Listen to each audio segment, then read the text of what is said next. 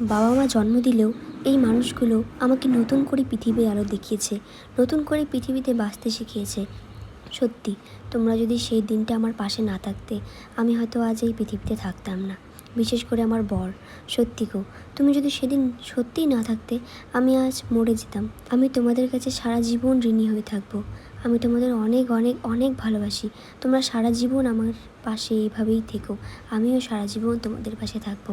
মানুষ বলে না যে শাশুড়িরা কখনো নাকি মা হতে পারে না, কিন্তু এটা আমার কাছে একদম মিথ্যে।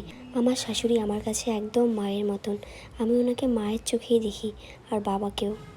এখন তোমরা প্রশ্ন করবে, কেন, কি হয়েছে, কেন মরে যেতে? এটা আমার জীবনের অনেক বড় একটা ঘটনা। সেটা না হয় তোমাদের অন্য কোনো দিন বলবো। হ্যাঁ, জন্মদিন উপলক্ষে না কেক কাটি দিচ্ছি সংক্ষেপে আর কি। যাই হোক, বর্ণালী তো মোর তো বেটি নাই আর কি, তা মনে করি বর্ণালী বেটি, বর্ণালী বউ আর কি। তাই এবারে বিয়ের পরে প্রথম জন্মদিন পালন করে দিচ্ছি। তাই তোমরা সবাই মিলিয়ে আশীর্বাদ করেন যাতে বর্ণালী ভালো থাকে। Happy birthday Bonya, happy birthday, many many happy returns of the day. শুভ জন্মদিন, ভালোজন দিবস।